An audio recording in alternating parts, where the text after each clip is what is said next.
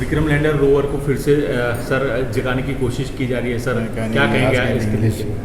Can you ask him? Sir rover Vikram lander and rover they are trying to awake once again sir. That is, yes, we had to wait and see. That is, it is a lunar night, it has undergone. We are waiting now, the lunar day starts this one. So now they will try to wake up. If all the systems are functioning, it will be all right. They will be succeed. That we have to wait and see. Sir, India achieved one big success.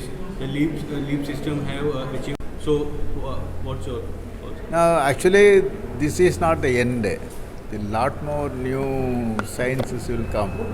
You know, even now also the Chandrayaan-1 data brought lot of discoveries.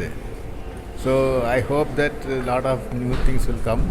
The scientists will keep on trying. Some new findings will come.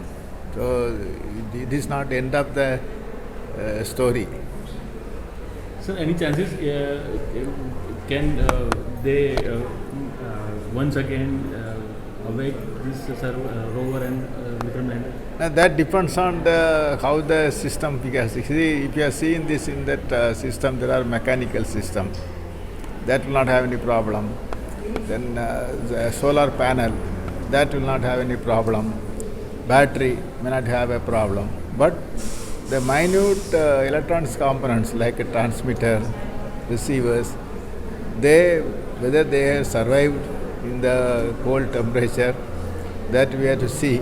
If they survived, definitely that we will be able to wake it up. So how many percentage chances? 100%. नहीं, उम्मीद पे जिंदगी है. We have to wait and see.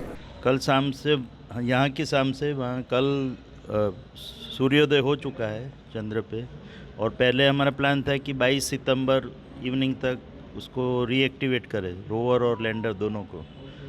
But अभी कुछ कारणवश अभी हम कल करेंगे 23 सितंबर को.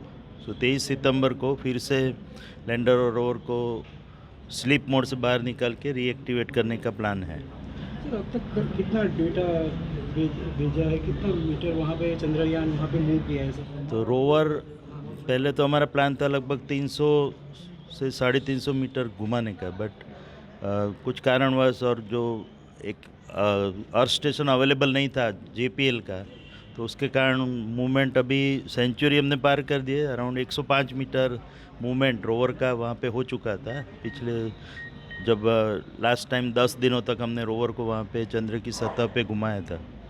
तो काफ़ी डेटा उसमें आया है. जो लैंडर के 4 पेलोड है, वो तो लैंडर तो वहीं पे खड़ा है, और उसी तरह रोवर 105 मीटर घूम के उसके जो 2 पेलोड हैं वहाँ पे उससे डेटा कलेक्ट किए हैं. तो पूरा डेटा अभी इधर आर्काइव हो चुका है और साइंटिस्ट उस पर काम कर रहे हैं. सर, लास्ट में कितना टेम्परेचर था जब वो बंद हुआ? वो तो जैसे कि जो हमारा चेस्ट पेलोड है, उसने जो मेज़रमेंट लिए थे उसमें चंद्र की सतह पर जब सूर्योदय था तब लगभग 50 डिग्री सेंटीग्रेड होता है, और 10 सेंटीमीटर अंदर तक जो नापा था उसमें जो कुल 10 सेंसर द्वारा मेज़रमेंट लिए गए थे, तो अराउंड -10 डिग्री सेंटीग्रेड से. सो कुल रेंज जो उसकी थी वो -10 डिग्री सेंटीग्रेड से लेके 50 डिग्री सेंटीग्रेड.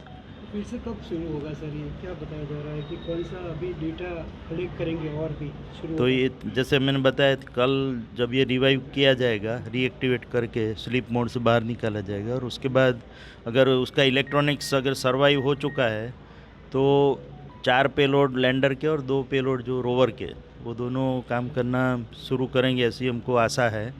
बट अभी हम कुछ कह नहीं सकते, क्योंकि वो पूरा उस पर निर्भर रहेगा कि इलेक्ट्रॉनिक्स, ये जो कोल्ड टेम्परेचर वहाँ गया था लगभग -120 डिग्री से लेके -200 डिग्री सेंटीग्रेड तक, उसमें कितना इलेक्ट्रॉनिक्स वहाँ पे जीवित रह पाता है, सर्वाइव कर पाता है, उसके ऊपर पूरा आधार है.